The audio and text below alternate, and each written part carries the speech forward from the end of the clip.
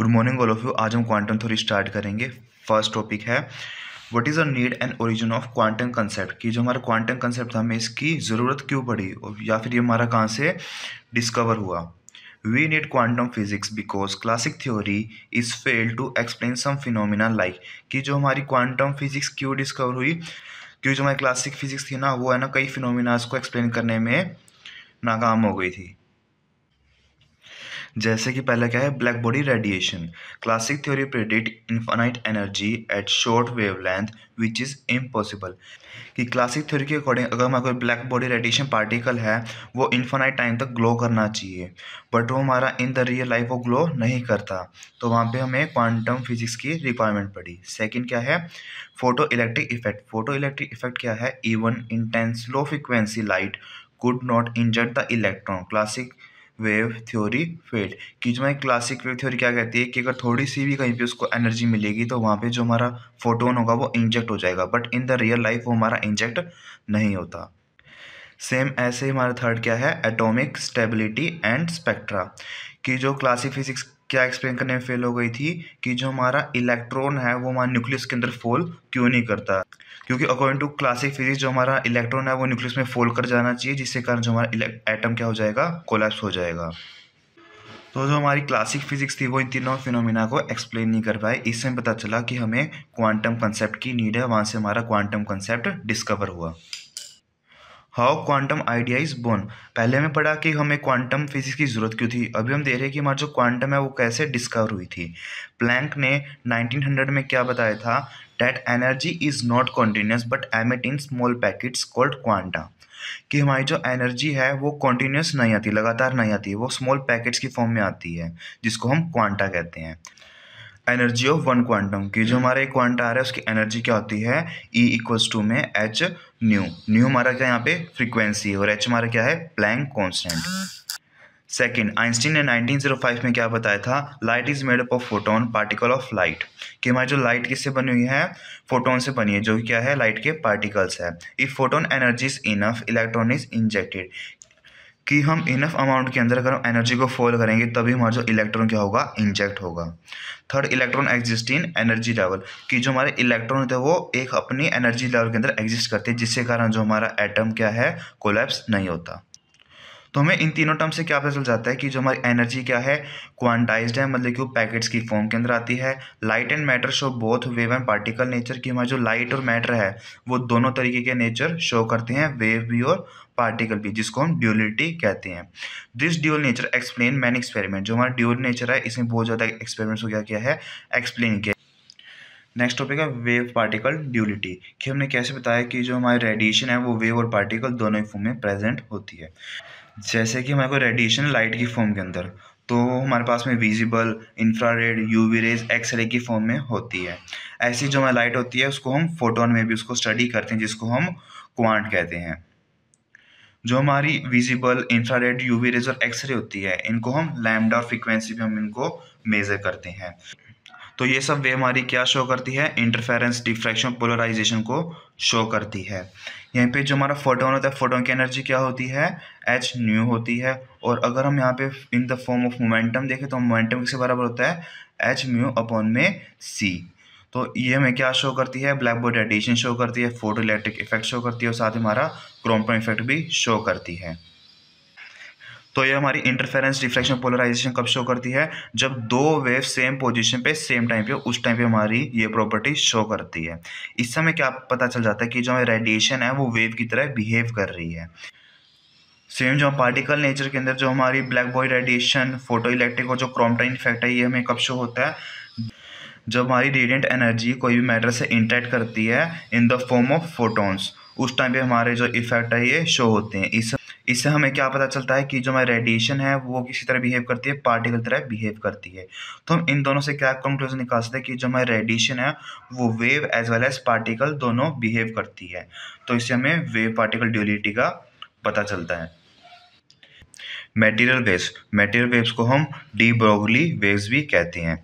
In 1924 de Broglie concept every moving particle always have a wave associated with it. कि de Broglie ने 1924 में क्या बताया कि कोई भी हमारा जो पार्टिकल मूव कर रहा है उसके साथ एक वेव भी प्रोड्यूस होती है। This moving wave is known as material wave. इस मूविंग पार्टिकल की वेव को हम मैटर वेव्स भी कहते हैं। अभी हम डी ब्रोगली हाइपोथेसिस को ड्राइव करेंगे। फोटोन के लिए हमारी जो एनर्जी होती है उसका फॉर्मूला क्या होता है, mc², जो कि हमारा पार्टिकल नेचर से निकलता है। यहीं पे हमारा वेव नेचर का फॉर्मूला क्या निकलता है, h न्यू। न्यू की वैल्यू क्या होती है, c/में लैम्डा होती है। c यहाँ पे हमारी क्या स्पीड ऑफ लाइट है, लैम्डा हमारी क्या है, वेवलेंथ है। अभी अगर हम दोनों की इक्वेशन को इक्वेट करें बराबर में तो हमारा क्या आ जाएगा, mc² इक्वल टू में h/में लैम्डा। यहाँ हमारा स्क्वायर से एक सी कैंसिल आउट हो जाएगा तो हमारा क्या बच जाएगा, लैम्डा इक्वल टू में h/में mc। जो हमारा मोमेंटम का फॉर्मूला क्या होता है, मास इंटू वेलोसिटी। c हमारी क्या है, स्पीड ऑफ लाइट है। तो हम इसको यहाँ पे मोमेंटम पुट कर सकते हैं। तो जो हमारी लैम्डा वेवलेंथ किसके बराबर हो जाएगी, h/में p मोमेंटम के बराबर हो जाएगी। जहाँ पर हमारा लैम्डा क्या है, वेवलेंथ है, h हमारी क्या है, प्लैंक कांस्टेंट, और p हमारा क्या है, मोमेंटम, जिसका फॉर्मूला क्या होता है, मास इंटू वेलोसिटी। जो हमारी मटेरियल वेव्स होती है वो हमारी क्या होती है, कॉम्प्लेक्स वेव होती है। तो उसका फॉर्मूला क्या होता है, wave function of x, t equal to में a into e⁻⁻i into kx minus omega t. जहाँ पे जो हमारा फाई का साइन, ये हमारा क्या है, वेव फंक्शन है। जो हमारा वेव फंक्शन होता है इसकी हमारे पास में कोई इसका मीनिंग नहीं होता, बट जो हमारा वेव फंक्शन का स्क्वायर होता है ये हमारे क्या होता है, प्रोबेबिलिटी डेंसिटी होती है। ये हमारी क्या है, एक रियल फिजिकल क्वांटिटी है। अभी हम पढ़ेंगे मटेरियल वेव्स की कुछ property. First, lighter the particle and slower the velocity of the particle will create the wavelength associated with it. कि अगर हम उसका मास या फिर वेलोसिटी हम कम कर देंगे तो जो हमारी वेवलेंथ होगी वो क्या हो जाएगी, इंक्रीज हो जाएगी, क्योंकि ये हमारी इन्वर्सली प्रोपोर्शनल है। It can be reflected, refracted and diffracted and undergo refraction. जो हमारी मटेरियल वेव होती है इसको हम रिफ्लेक्ट कर सकते हैं, रिफ्रैक्ट भी कर सकते हैं, डिफ्रैक्ट कर सकते हैं, या फिर ये इंटरफेरेंस के भी अंडर जा सकती है।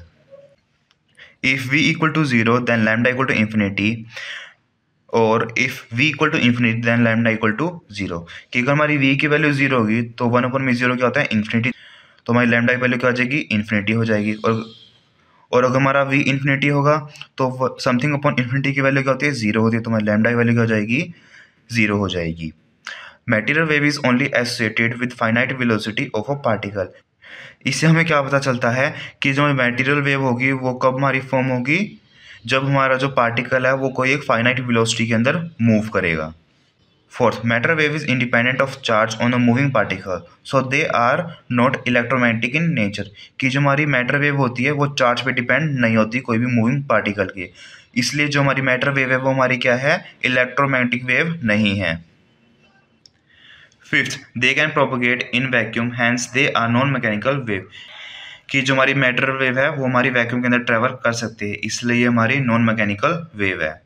Six, the wave and particle expect of moving bodies can never determined accurately and simultaneously.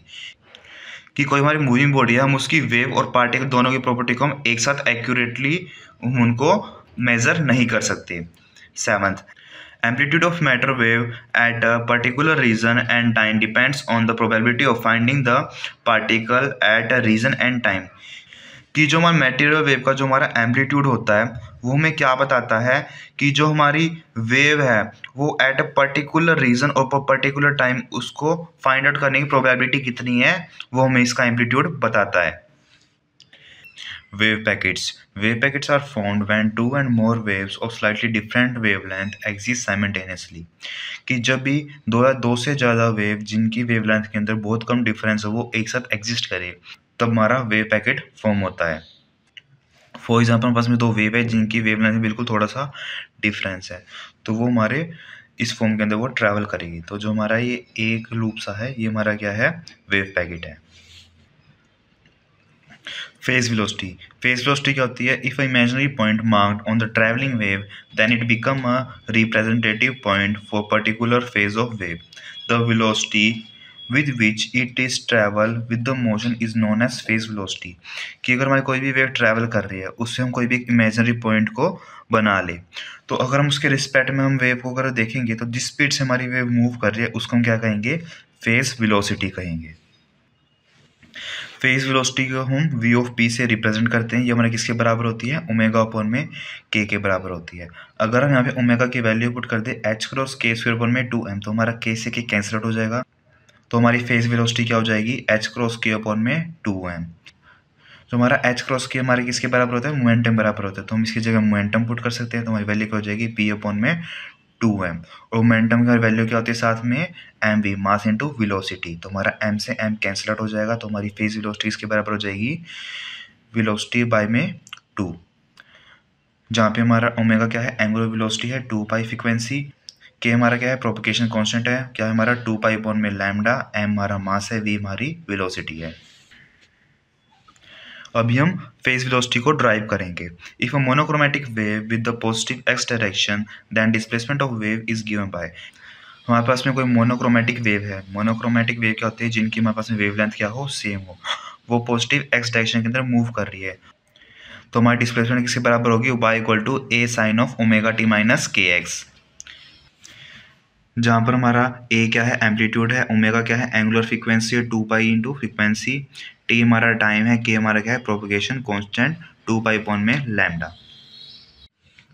हमारी जो प्लेन वेव होती है उनके लिए हमारा जो फेस क्या होता है, कांस्टेंट होता है, तो हमारा ओमेगा टी माइनस के क्या हो जाएगा, कांस्टेंट हो जाएगा। अभी हम दोनों साइड को डिफरेंशिएट कर देंगे विद रिस्पेक्ट टू टी, तो वहाँ पे ओमेगा कांस्टेंट हमारा एज टी जाएगा, टी का डिफरेंशिएशन 1 हो जाएगा, माइनस के कांस्टेंट एज टी, जो हमारा एक्स है वो टी के रिस्पेक्ट में क्या हो रहा है, चेंज हो रहा है, तो हम इसका डिफरेंशिएशन कर देंगे डी एक्स वन में, डी टी इक्वल टू में कांस्टेंट का डिफरेंशिएशन क्या होता है, 0 होता है। अब हम क्या करेंगे, d x upon d t को एक तरफ लिख देंगे, तो हमारा क्या हो जाएगा, ओमेगा अपॉन में k. D x upon d t हमारा क्या होता है, फेज वेलोसिटी होती है, तो हमारी फेज वेलोसिटी वैल्यू क्या आ जाएगी, ओमेगा अपॉन में के आ जाएगी। और यहाँ पे अगर हम ओमेगा की वैल्यू पुट कर दे 2 पाई न्यू और के की वैल्यू 2 पाई अपॉन में लैम्डा, तो हमारी वैल्यू क्या आ जाएगी, न्यू इंटू लैम्डा, मतलब फ्रीक्वेंसी इंटू वेवलेंथ के बराबर में क्या आ जाएगी, फेज वेलोसिटी आ जाएगी। ग्रुप वेलोसिटी को हम v ऑफ g से हम इसको डिनोट करते हैं। The velocity of wave packet by which it propagate through a medium is known age group velocity. कि जो हमारा पूरा वेव पैकेट जिस स्पीड से हमारा वो ट्रैवल करता है उस स्पीड को हम ग्रुप वेलोसिटी कहते हैं।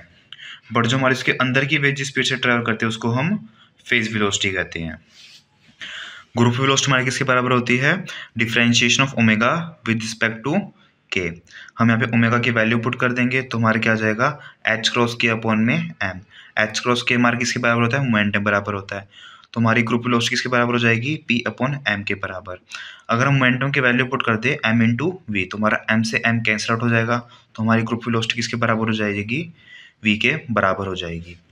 वेयर हमारा ओमेगा क्या है, एंगुलर फ्रीक्वेंसी है, के हमारा प्रोपगेशन कांस्टेंट है और v हमारी वेलोसिटी है।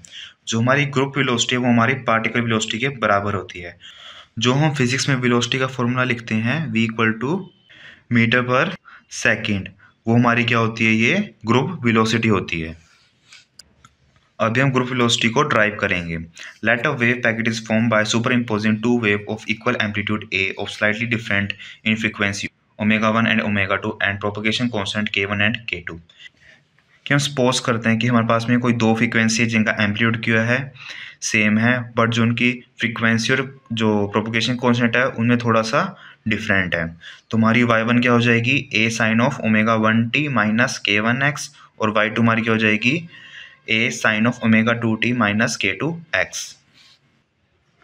दोनों वेव सुपर इम्पोज करें तो हम क्या करेंगे, दोनों को ऐड कर देंगे, ए हमारा कॉमन आ जाएगा, अंदर हमारा क्या रह जाएगा, sine of omega 1t minus k1x plus में sine of omega 2t minus k2x। हम इस पार्ट को c कंसीडर करेंगे, इस पार्ट को हम d कंसीडर करेंगे।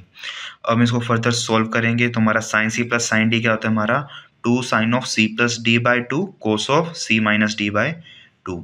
अब हम क्या करेंगे, c और d की वैल्यू इससे हम इसके अंदर पुट कर देंगे।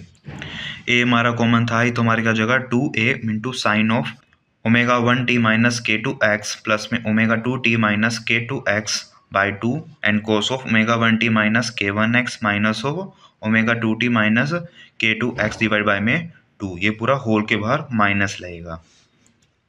अभी हम क्या करेंगे, ओमेगा ओमेगा टर्म को एक साथ लिख लेंगे और के वाई टर्म को एक साथ लिख लेंगे।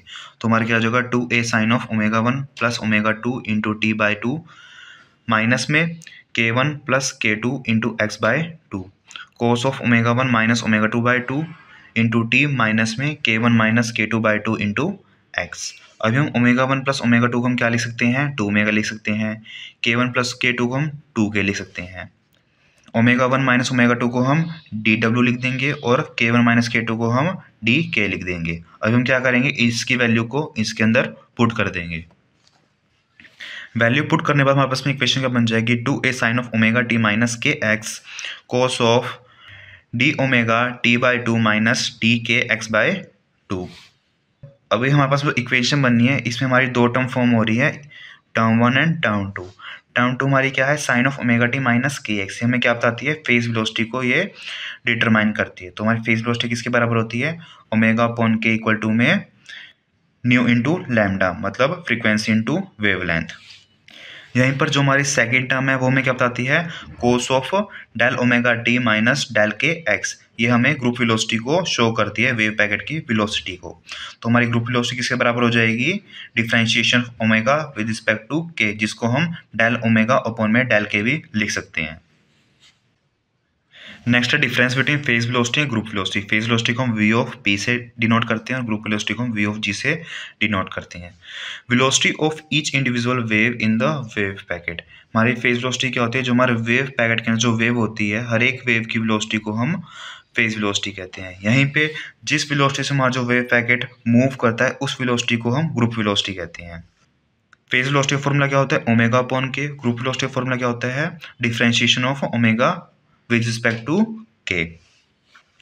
Phase velocity it doesn't carry energy and information, कि जो हमारी फेज वेलोसिटी है वो कोई भी एनर्जी या फिर इन्फॉर्मेशन कैरी नहीं करती।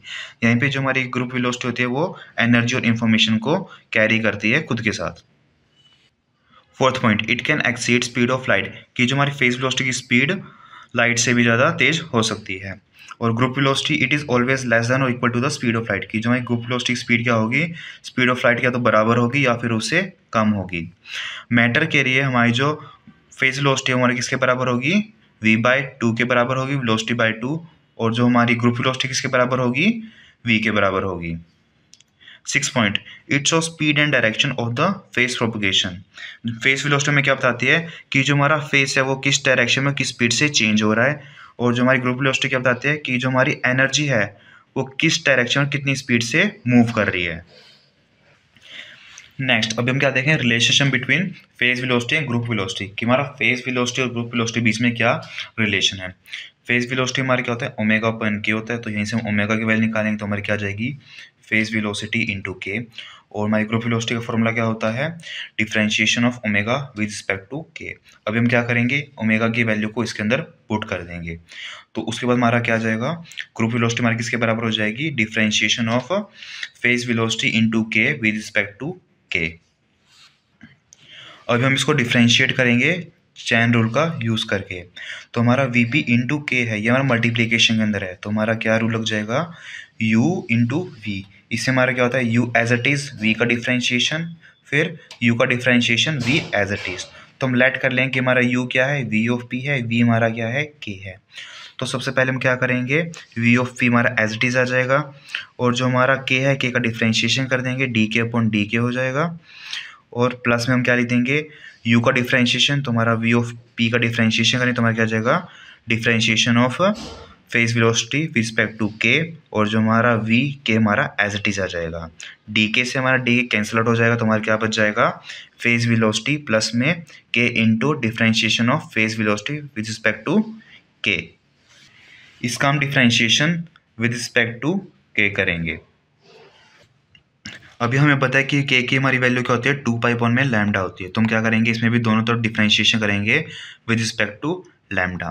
तो इस साइड हमारा क्या आ जाएगा, डी के अपॉन डी लैम्डा आ जाएगा और उसका हम डिफरेंशिएशन करेंगे। 2 पाई हमारा कॉन्स्टेंट है जो कि एज इट इज रह जाएगा।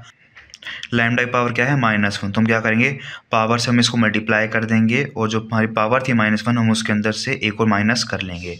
तो हमारी पावर क्या हो जाएगी, -2 हो जाएगी।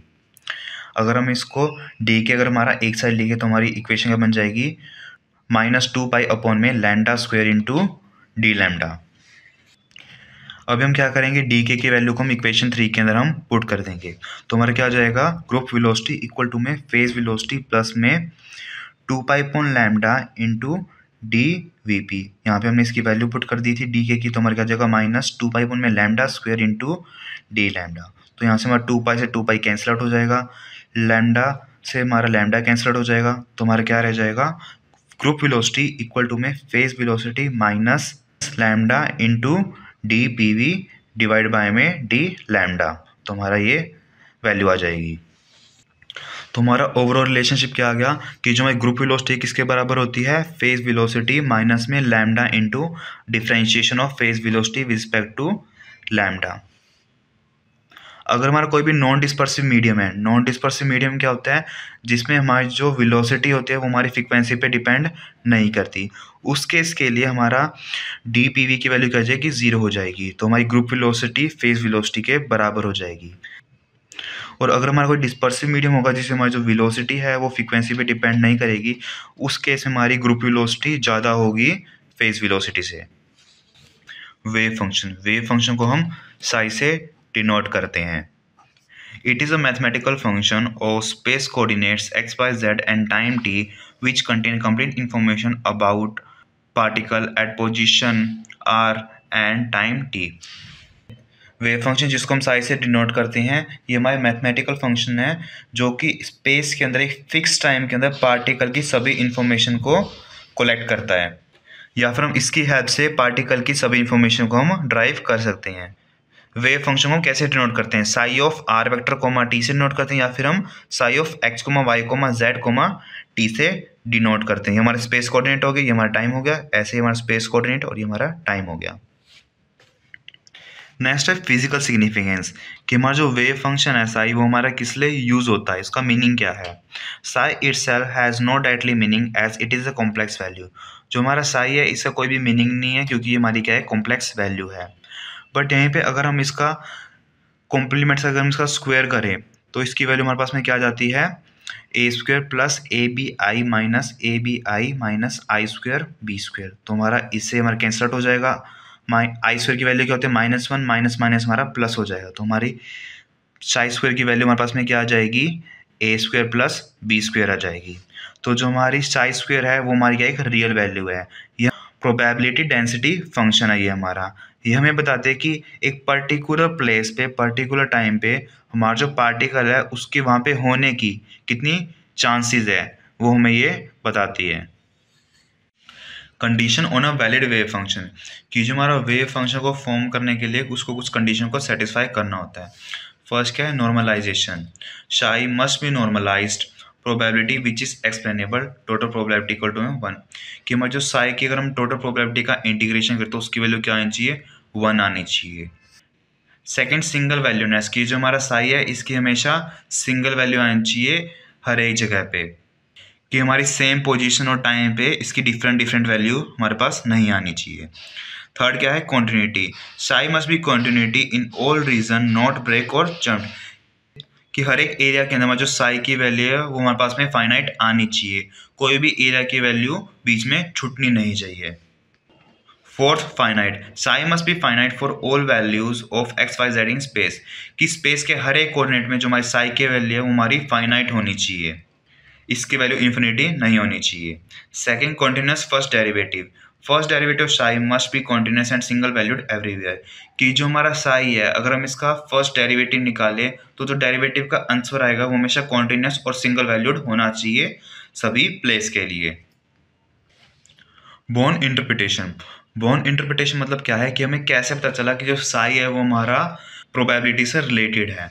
इन case of light wave, intensity of light directly proportional to the square of amplitude, कि लाइट के केस में हमारी जो इंटेंसिटी होती है लाइट की किसके डायरेक्टली प्रोपोर्शनल होती है, उसके एम्पलीट्यूड के स्क्वायर के प्रोपोर्शनल होती है।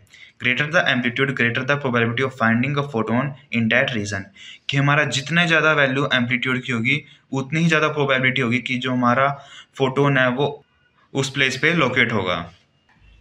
Similarly, Max Born in 1926 suggests that particle of finding electron in space is directly proportional to the square of its wave function, Max Born ने क्या कहा कि सेम इसी तरीके से कि हम हमारी जो प्रोबेबिलिटी होगी इलेक्ट्रॉन को फाइंड करने की स्पेस के अंदर, वो हमारी किसके प्रोपोर्शनल होगी, वेव फंक्शन के स्क्वायर के प्रोपोर्शनल होगी। तो हमारा वेव फंक्शन स्क्वायर किसके बराबर होता है, probability of wave at particular space and time, कि हमारा जो एक फिक्स स्पेस और टाइम के अंदर हमारे कितने चांसेस है कि जो हमारी वेव है वहाँ पे होगी या नहीं होगी। Sai is a mathematical function but not physical meaning. Sai हमारे क्या है, मैथमेटिकल फंक्शन है बट इसका कोई भी इससे मीनिंग नहीं है, मतलब कि हम इसकी वैल्यू कोई भी यूज नहीं है। बट जो हमारा साई स्क्वायर है वो हमारी एक रियल वैल्यू है जिसका एक फिजिकल मीनिंग है। Each particle is represented by a wave function psi of position comma time, कि हम हर एक पार्टिकल को हम एक वेव फंक्शन से हम उसको रिप्रेजेंट कर सकते हैं। नेक्स्ट टॉपिक है Heisenberg uncertainty principle. It is impossible to specify precisely and simultaneously the value of position and momentum of a particle, कि कोई पार्टिकल है हम उसकी पोजीशन और मोमेंटम की वैल्यू को हम एक साथ और बिल्कुल एक्यूरेटली हम मेजर कर सके, ये बिल्कुल इम्पॉसिबल है। ये हमें हाइसेनबर्ग ने बताया था। इनके प्रिंसिपल की स्टेटमेंट क्या थी, the product of the uncertainty in the position of object del X and its momentum del P simultaneously is equal और ग्रेटर देन एच क्रॉस, कि हमारा जो डेल एक्स का प्रोडक्ट होगा इंटू डेल पी वो हमेशा हमारा क्या होगा, या तो बड़ा होगा या बराबर होगा एच क्रॉस के।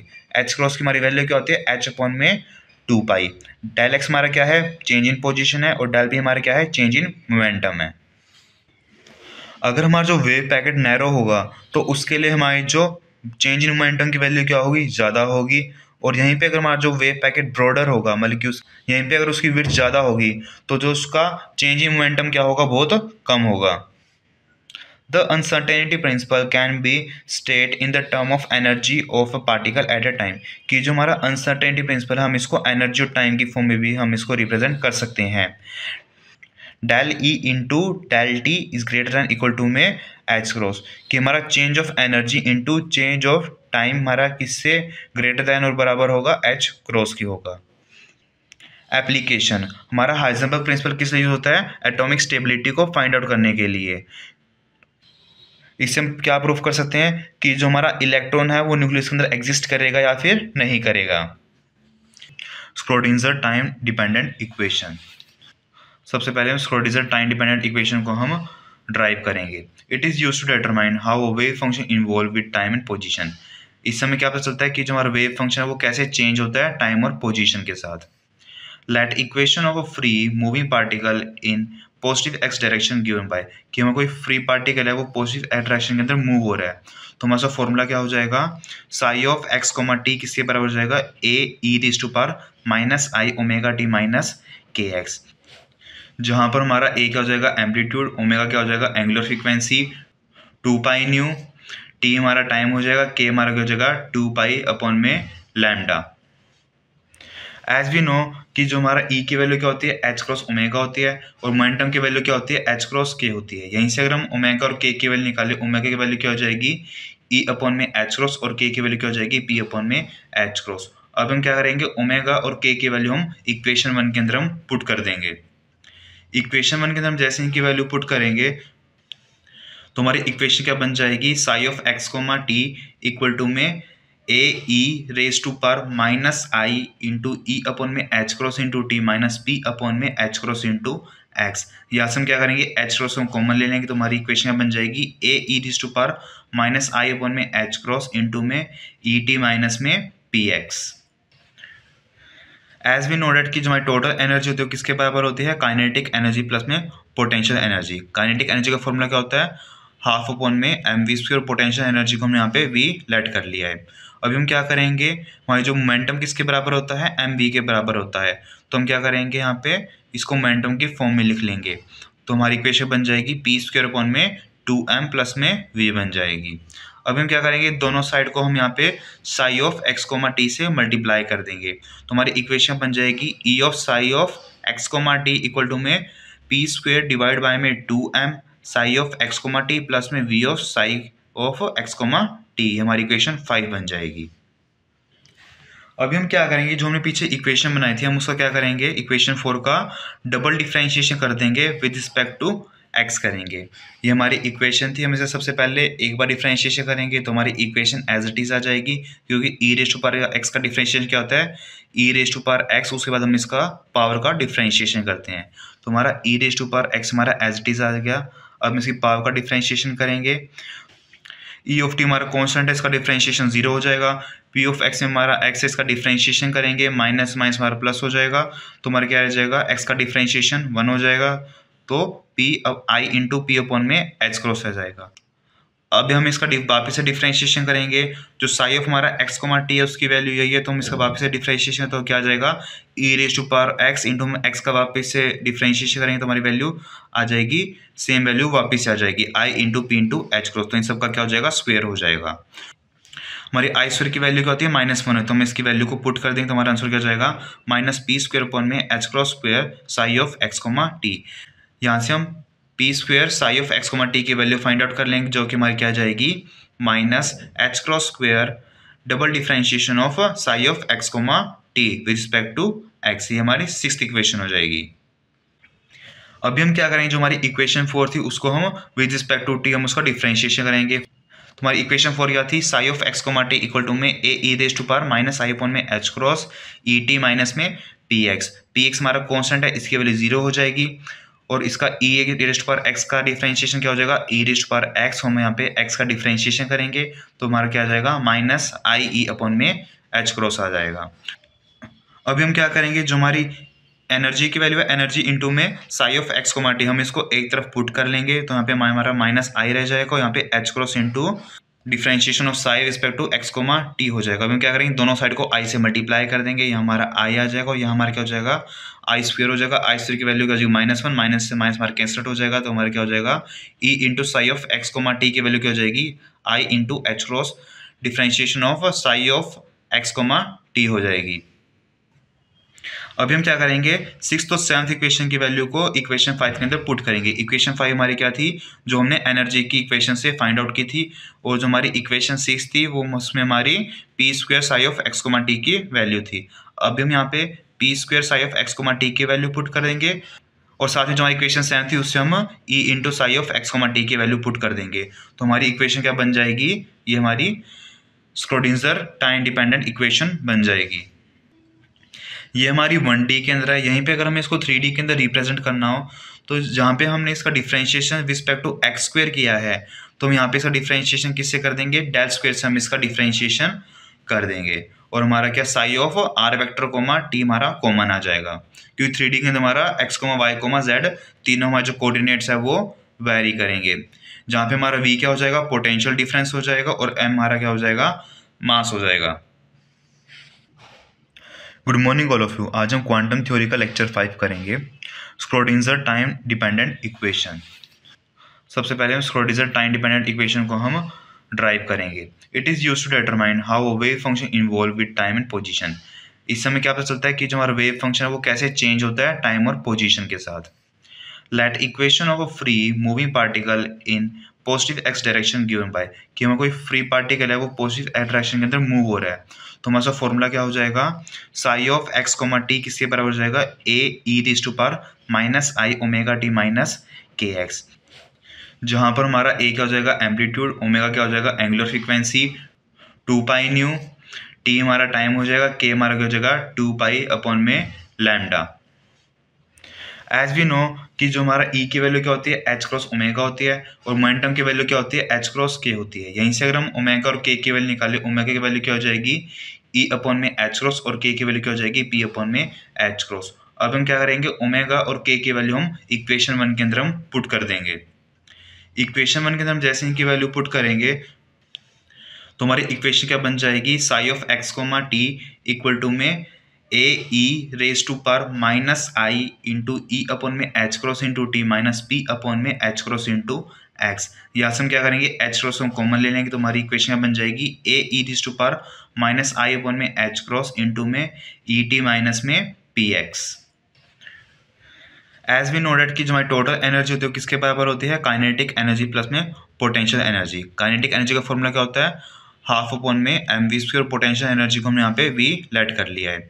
अभी हम क्या करेंगे, हमारी जो मोमेंटम किसके बराबर होता है, एम वी के बराबर होता है, तो हम क्या करेंगे यहाँ पे इसको मोमेंटम की फॉर्म में लिख लेंगे। तो हमारी इक्वेशन बन जाएगी पी स्क्वायर अपॉन में 2m प्लस में v बन जाएगी। अभी हम क्या करेंगे, दोनों साइड को हम यहाँ पे psi of x comma T से मल्टीप्लाई कर देंगे, तो हमारी इक्वेशन बन जाएगी ई of psi of x comma T equal to में पी स्क्वायर डिवाइड बाय में 2m psi of x comma T plus में v of psi of x comma T, हमारी इक्वेशन 5 बन जाएगी। अभी हम क्या करेंगे, जो हमने पीछे इक्वेशन बनाई थी हम उसका क्या करेंगे, इक्वेशन 4 का डबल डिफरेंशिएशन कर देंगे विद रिस्पेक्ट टू एक्स करेंगे। ये हमारी इक्वेशन थी, हम इसे सबसे पहले एक बार डिफरेंशिएशन करेंगे तो हमारी इक्वेशन एज इट इज आ जाएगी, क्योंकि ई रेज टू पावर एक्स का डिफरेंशिएशन क्या होता है, ई रेज टू पावर एक्स, उसके बाद हम इसका पावर का डिफरेंशिएशन करते हैं, तो हमारा ई रेज टू पावर एक्स हमारा एज इट इज आ गया। अब हम इसकी पावर का डिफरेंशिएशन करेंगे, ई ऑफ टी हमारा कॉन्स्टेंट है, इसका डिफरेंशिएशन 0 हो जाएगा। पी ऑफ एक्स में हमारा एक्स इसका डिफरेंशिएशन करेंगे, माइनस माइनस हमारा प्लस हो जाएगा, तो हमारा क्या रह जाएगा, एक्स का डिफरेंशिएशन 1 हो जाएगा, तो पी अब आई इंटू पी अपॉन में एच क्रॉस रह जाएगा। अब हम इसका वापस से डिफरेंशिएशन करेंगे, जो साई ऑफ हमारा एक्स कोमा टी है उसकी वैल्यू यही है, तो हम इसका वापस से डिफरेंशिएशन तो क्या आ जाएगा, ई raise to power x into x का वापस से डिफरेंशिएशन करेंगे तो हमारी वैल्यू आ जाएगी, सेम वैल्यू वापस से आ जाएगी आई into P into H cross, तो इन सब का क्या हो जाएगा, स्क्वायर हो जाएगा। हमारी आई स्क्वायर की वैल्यू क्या होती है, -1 है, तो हम इसकी वैल्यू को पुट कर देंगे तो हमारा आंसर क्या हो जाएगा, माइनस पी स्क्वायर अपॉन में H cross square psi of x comma T. यहाँ से हम P square psi of x comma T की वैल्यू फाइंड आउट कर लेंगे, जो कि हमारी क्या आ जाएगी, minus H cross square double differentiation of psi of x comma T with respect to X, ये हमारी 6th इक्वेशन हो जाएगी। अभी हम क्या करेंगे, जो इक्वेशन 6 की वैल्यू हम उसको इक्वेशन 5 के अंदर पुट कर देंगे। इक्वेशन 5 हमारी क्या थी, जो हमारी एनर्जी से हमने इक्वेशन ड्राइव की थी, इसके अंदर हमारे क्या करेंगे, p square psi of x comma t के हम इसके अंदर वैल्यू पुट कर देंगे। तो आफ्टर पुटिंग द वैल्यू हमारा इक्वेशन क्या बन जाएगी, ई ऑफ साई ऑफ एक्स हमारा किसके बराबर हो जाएगा, minus H cross square upon में 2m into double differentiation of psi of x plus में potential energy into psi of x.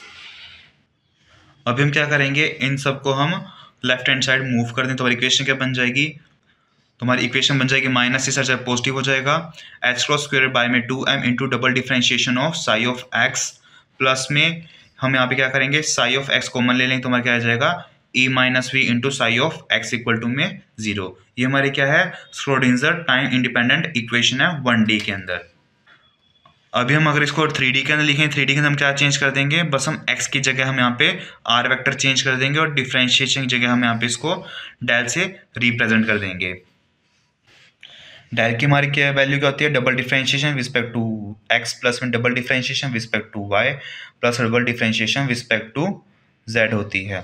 अब हम यहाँ पे इन दोनों को रिप्लेस कर देंगे तो हमारी इक्वेशन बन जाएगी एच क्रॉस स्क्वायर बाय में 2m into del square of psi of R vector plus में e minus V into psi of R vector equal to में 0। ये हमारी 3D के अंदर श्रोडिंगर टाइम इंडिपेंडेंट इक्वेशन हो गई, जहाँ पे हमारा एच क्रॉस क्या है, h अपॉन में 2 पाई है, v हमारी पोटेंशियल एनर्जी है, e हमारा टोटल एनर्जी है और m क्या है, मास है। नेक्स्ट टॉपिक है एप्लीकेशंस ऑफ श्रोडिंगर इक्वेशन। हमारी एप्लीकेशन क्या है, particle in a 1D infinite potential well, कि हमारा कोई भी कुआं है जिसकी हाइट क्या है, इन्फिनाइट है, उसके अंदर हमारा क्या है, एक पार्टिकल है, हमें उसकी साई की वैल्यू फाइंड आउट करनी है।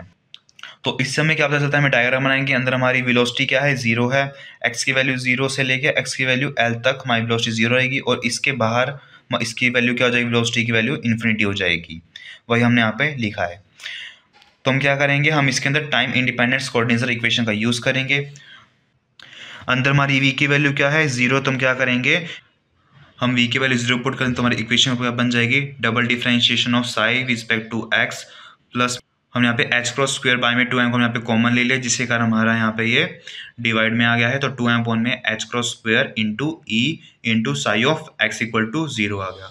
अब हम क्या करेंगे, 2m अपॉन में एच क्रॉस स्क्वायर को हम क्या करेंगे, के स्क्वायर पुट कर देंगे, तो इसमें पास इक्वेशन क्या आ जाएगी, double differentiation of psi of S respect to X plus में K square psi of x equal to 0, जहाँ पे हमारी के स्क्वायर की वैल्यू क्या है, 2me अपॉन में एच क्रॉस स्क्वायर है। तो जो हमारी इक्वेशन बनी है इसका जनरल सॉल्यूशन हमारा क्या होता है, साई ऑफ एक्स का ए साइन ऑफ के एक्स प्लस में बी ऑफ कोस ऑफ के एक्स, जहाँ पे हमारा ए और बी क्या है, हमारा आर्बिटरी कांस्टेंट है। तो जो हमारी एक्स की वैल्यू 0 होगी तो हम क्या करेंगे, इसमें हम एक्स की जगह हम यहाँ पे 0 पुट कर देंगे, तो हमारी इक्वेशन क्या बन जाएगी, ए साइन ऑफ 0 प्लस में बी कोस ऑफ 0, जो कि हमारा किसके बराबर होगा, 0 के बराबर होना चाहिए। तो हमारे साइन ऑफ 0 की वैल्यू क्या होती है, 0 होती है, तो हमारी ये टर्म पहले क्या हो जाएगी, 0 हो जाएगी। अभी हमारे पास में क्या रह गया, B of cos 0 equal to में 1। तो इसके अंदर हमारी कोस 0 की वैल्यू तो हमारी 0 हो नहीं सकती, तो हमारी बी की वैल्यू क्या आएगी, हमेशा 0 आएगी। तो जो हमारी इक्वेशन क्या बन जाएगी, साई ऑफ एक्स की ए साइन ऑफ के एक्स बन जाएगी, क्योंकि हमारी बी की वैल्यू 0 हो गई तो हमारी पूरी टर्म क्या हो जाएगी, 0 हो जाएगी। तो हमारा साई ऑफ एक्स की वैल्यू क्या हो जाएगी, ए साइन ऑफ के एक्स हो जाएगी। अभी हम क्या करेंगे, इक्वेशन के अंदर हम x की वैल्यू l पुट कर देंगे, तो हमारा साई ऑफ x क्या हो जाएगा, a साइन ऑफ के एल इक्वल टू में 0।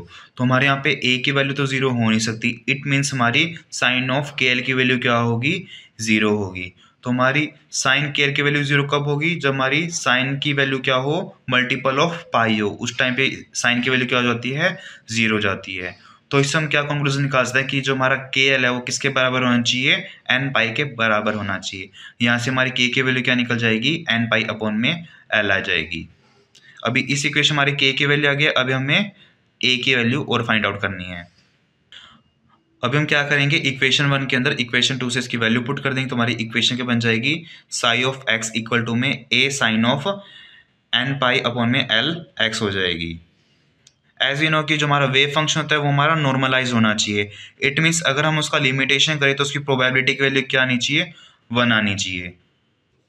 तो इसका मतलब क्या है कि अगर हम वेव फंक्शन का स्क्वायर करके उसका इंटीग्रेशन करें तो उसकी वैल्यू क्या आनी चाहिए, 1 आनी चाहिए। तो उससे हमारी इक्वेशन बन जाएगी a square sine square of N pi x upon में l, limit tends to 0 to l की वैल्यू क्या हो जाएगी, हमारी 1 हो जाएगी। अभी हमें पता है कि हमारी साइन स्क्वायर एक्स की वैल्यू क्या होती है, 1 माइनस कोस 2 थीटा बाय में 2। अभी हम क्या करेंगे, इसके अंदर हम यहाँ पे थीटा की वैल्यू पुट कर देंगे, तो हमारी इक्वेशन क्या बन जाएगी, limit tends to 0 to l 1/2 minus cos of 2n pi x upon में l d x divide by में 2। हमारा यहाँ पे ए स्क्वायर कॉमन था, उसको हम यहाँ पे डिवाइड में ले गए, तो हमारा क्या हो जाएगा, इक्वल टू में 1 अपॉन में ए स्क्वायर। अब हम क्या करेंगे, दोनों इक्वेशन के इंटीग्रेशन हम यहाँ पे अलग अलग कर लेंगे। तो फिर हमें पता है कि जो हमारी कोस पाई की वैल्यू हमेशा क्या आती है, 0 आती है, तो इसका हमें इंटीग्रेशन है तो इसकी वैल्यू क्या आ जाएगी, 0 आ जाएगी। तो यहाँ से हमारी वैल्यू क्या आ जाएगी, 1/2 इक्वल टू में किसके बराबर हो जाएगा, 1 अपॉन में ए स्क्वायर के बराबर हो जाएगा। यहाँ से अगर हम ए की वैल्यू निकाल तो क्या आ जाएगा, √2 अपॉन में एल, यहाँ से हमारी ए की वैल्यू आ गई। अभी हम इस ए की वैल्यू को हम इक्वेशन 5 के अंदर हम पुट कर देंगे, तो हमारा आंसर क्या आ जाएगा, psi of x equal to में √2 upon L sine of N pi x upon में एल। ये हमारे किस लिए वैलिड होगा, जब हमारी x की वैल्यू 0 से बड़ी होगी और l से छोटी होगी, उसके लिए हम इस वेव फंक्शन से हम इस पार्टिकल का नेचर प्रिडिक्ट कर सकते हैं। Thanks for watching. If you have any doubt you can comment down in the comment box. Thank you.